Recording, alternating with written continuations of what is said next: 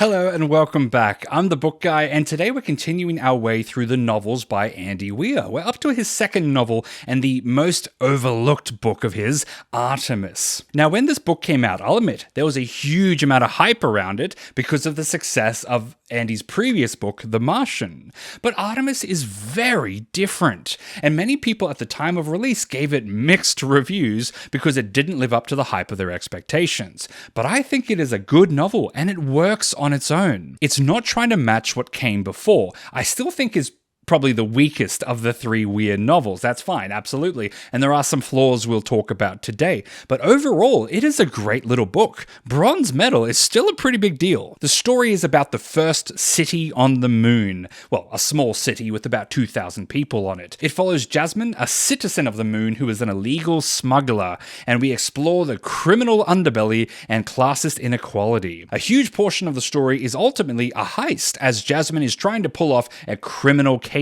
So it's very, very different to one guy stranded on Mars using science to save himself. So just forget about The Martian, okay?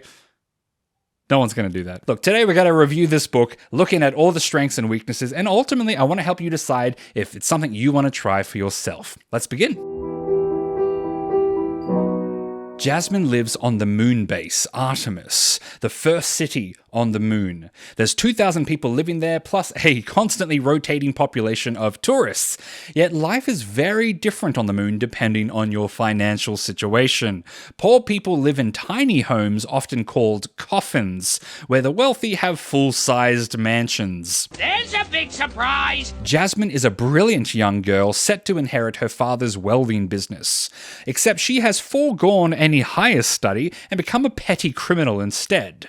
Why does she throw away her potential? Well, she has her reasons. Yet everything changes when Jasmine is offered the job of a lifetime. The company Sanchez Aluminium, yes, I say aluminium, supplies the whole city with oxygen in a rather lucrative deal. Their rival Trond hires Jasmine to come and sabotage Sanchez's equipment. Jasmine is just excited for a huge payday, yet Trond is worried about stopping Sanchez Aluminium from gaining a monopoly over this small, fragile new city. What would happen to a moon base if the criminals took over? Okay, we need to further address the elephant in the room. This book is just very different from The Martian. You can tell that Andy Weir wanted to prove that he could write more than one type of story. And we know now that he can, because Project Hail Mary is quite different too. But let's just address why it's such a different story. Okay, look, the obvious one is that The Martian's lead character is a white American man, where Artemis has Jaz Bashara, an Arabic woman from Saudi Arabia from a Muslim family. And where Mark Watney is a hard-working, educated man, Jaz is a lazy delinquent who's always looking for a shortcut in life. Yeah, she's a very flawed character. Also, the moon base has a whole community of side characters. Think of it like a murder mystery in a small town where you kind of get to know all the major players in this place. So it's a very different story to the isolation of Mars. And where the Martian shows off the best of humanity, well, you might argue that Artemis shows off the worst. The criminals, the evil corporations, and the greedy who see space exploration as just another avenue for exploitation. So this book has a bit more social commentary. Yet the biggest difference of all is the science. Now, The Martian was all about being as scientifically accurate as possible. But with Artemis, it's more about the fiction rather than the science fiction. After all, Jaz doesn't really know much technical science. She didn't pursue higher education. So she doesn't understand a lot of the things that she realistically wouldn't know. She's more like, You see, magic. Got it. So much of the hard science of a moon base is kind of skimmed over. There's still a lot there, but nowhere near as much as there is in The Martian. So if you want to read Artemis, you really got to have your expectations in the right place. If you want the sequel to The Martian, well, you're probably better off reading Project Hail Mary. That has more in common. But if you read Artemis expecting it to be different, then I think you'll have a good time. Now we got that out of the way.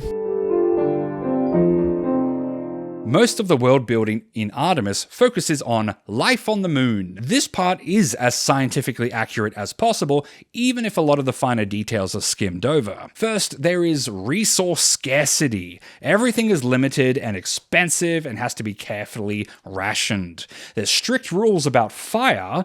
A fire in this city could cause mass destruction and loss of oxygen, so people need a permit just to own their own kitchen, because someone might die if you burn the toast.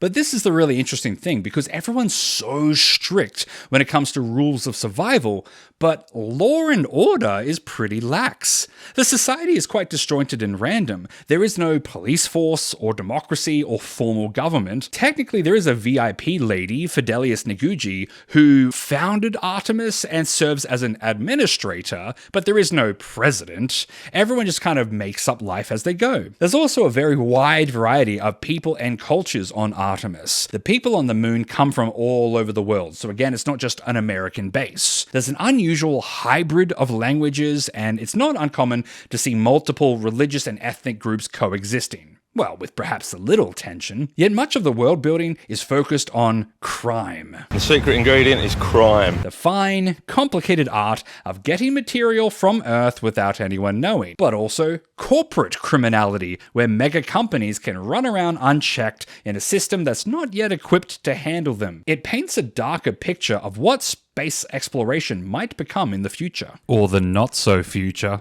One last detail is all the tourists on the moon. So there are working class tourists who save money for their whole life just to make one single trip to the moon and make their dream come true, whereas rich cats will literally own a holiday home on the moon. And while the moon economy relies on these tourists, there are many who live on the moon who think tourists are ruining their home. And I actually really love this, because there are many places in the world who are very critical of tourists. Well, not tourists so much as over-tourism. You know, places like Barcelona, Venice, or Hawaii see huge crowds every day of the week and make it very difficult just to walk down the street to your house. I think it's very clever and realistic that that type of over-tourism would show up in space. So overall, you can see that this is a cool setting with a lot of interesting ideas. It's not as science-heavy as other Andy Weir books, but still plenty to enjoy. Now, I think character writing is the main area where Artemis is better than The Martian. There is a lot more focus on the people, their past, their personalities, and arcs. These characters are much more fleshed out. So the main character is Jasmine, or Jaz Bashara. Now, fair warning, she may not be very likable. She's quite a flawed character. She can be selfish and dishonest and even lazy at times. She says herself that she is an asshole. That's not even mentioning her cynicism and her alcoholism, but she is also very much the thief with the heart of gold trope, where she truly cares about protecting her own. She's brilliant, fierce, and badass, and she does some truly clever things in the story. So I think she's a protagonist that you'll either love or hate. But either way, I think she's very well written because she's realistically flawed. This book also has a surprising number of side characters for such a short, barely over 300-page book, and all of these characters get some development. So a major player is Amar, Jasmine's father. Amar is a devout Muslim who works hard every single day as a welder. He's spent his whole life trying to teach Jasmine to be diligent and try her hardest, yet she's not doing that and is putting a very significant strain on their relationship. Amar loves his daughter, but he's not sure how to connect with her and pull her away from this life of crime. In many ways, he's the most sympathetic character in the book. And there's Martin Svoboda, a Ukrainian genius who's very eccentric. Now, he's an expert on building electronics. I think this guy is very autism-coded in that he's extremely smart and focused on his skill set, but very socially awkward. This means he doesn't care much about Jaz's status as a social outcast, and he just treats her like normal, and therefore he's one of her few friends. Now, I won't go through all the side characters, but I will say again, this is truly a small town story. We meet a lot of different people and get a sense of how everyone knows everyone. Artemis is a community, and in just over 300 pages, I felt like I met half the town, and I didn't have any trouble keeping track of them, so I thought that was some very impressive writing. Now, I'll be upfront about this part. I think the plots were the weak area of this book. They're not terrible, but definitely weaker. There are 3 types of plot lines as I see it: the crime heists, the backstory, and the corporate schemes. The heists are all about Jazz's schemes to commit crimes and make a ton of money without being found out. Essentially, the heists are all about sabotage. Break something important and hope nothing bad happens. Now, on one hand, I do like these plots because these heists aren't perfectly neat and tidy like we often get in other stories. They're quite messy and even clumsy in execution, and I think it's therefore more realistic, where realism is a major feature of Andy Weir's stories. And yet, that does make them a little anticlimactic. We don't have these super brilliant, elaborate plans like you normally get in a heist story, and we don't have the double cross and the triple cross and then the dramatic surprise reveal that's common in these stories. So you could see the Artemis plots as a clever subversion of heist tropes, but personally, I would have liked to have seen a lot more hard science included in the plans, or more plot twists. Second is the backstory. So what happened in Jazz's life to make her abandon her brilliance and potential and become a petty criminal? Now, this plotline was much stronger. Often, a backstory plotline can feel so disconnected and separate to the main plot, and end up being a frustrating distraction, even if it's well written. But this was a very good backstory because it was smoothly integrated into the present. It had consequences for Jazz's character arc and for her friendships and for the other plotlines. Plus, it made Jazz a lot more sympathetic once you know why she is the way she is. So overall, I like the backstory plotline. The third plotline is all about the corporate scheming, because Jazz thinks, oh, she'll just take one simple job for one company to sabotage another. Yet it quickly gets way more complicated than that. And honestly, this is the plotline that had all the clever twists and turns, more than the actual heist plot lines, which almost should have had that. This was almost like a political fantasy, in that there were multiple factions and players all scheming to seize the Iron Throne. It is a little more straightforward in terms of political scheming since it's such a short book, but for what it was, I think it was an intriguing plotline. So this book had a lot of deeper meanings if you choose to read into them. I didn't find the book to be overly preachy. Instead, it allowed for active readership so you can choose to read into it however you want. One theme that stood out to me was that new societies are vulnerable. Anytime someone tries to explore a new frontier or build something or invent new technology, it immediately brings a bunch of criminals and corporations and both who try to take it over. Even on a glorious place like the moon, it's still opportunity for hostile takeover. So people can be forced into a place of dependency on someone else. This book even suggests that it's not just up to the government to prevent this sort of exploitation. It's up to all of us to be watchful, to blow the whistle when things start turning bad, and that's our civic duty. It's an important, thought-provoking concept. I also liked how this book depicts crime and criminals. Instead of the more black and white, criminals are evil, or no, they're just misunderstood, this gives a bit more of a nuanced take of what can drive someone to a life of crime. Can they be rehabilitated? Can they find redemption? And these were questions that were explored with both sympathy and objectivity, and it certainly got me thinking about the issue a lot more.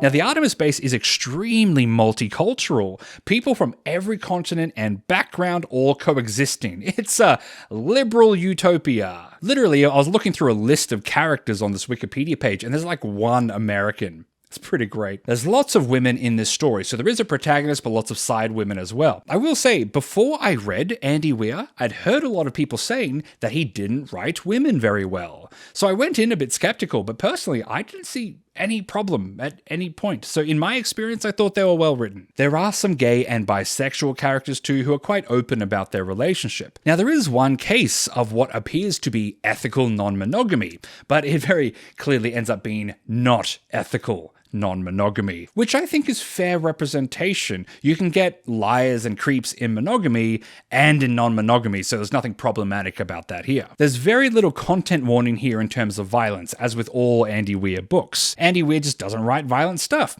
although this book does have plenty of swearing, as usual, though this one does have a lot of sexual references and talk about sex, though there is no sex on the page. Although I will include a trigger warning here for abusive relationships, cheating, and even pedophilia, so there is some more mature content here as well. Is the ending worth it? Well, look, yes and no. I'm going to be blunt here. While I think the third act of this book was well written, there was a little bit of anticlimax. And part of the reason for that is because Andy Weir really wanted to write a sequel to this book immediately after. However, he abandoned that idea when people had a less than positive reception to this book. So I think the ending of Artemis was written with the intention of there being more afterwards. So now that there is no more afterwards, it's a little bit mid. That said, I did like how all the character arcs were wrapped up at the end of the book. So for me, that was the most rewarding part of the ending. Still, I hope that answers all your questions about Artemis, so let me know if you think you'll give it a try. So good luck and happy reading. If you enjoy long-form book reviews, subscribe to see more. I normally review whole series, so check out my channel if you want to find your next read. You can also support my channel by buying my books, The Immortal Investigations, an urban fantasy series. You can check out my online shop or my Patreon to help me keep doing what I do. I'll see you next time, and I hope you enjoy a good book today. Bye.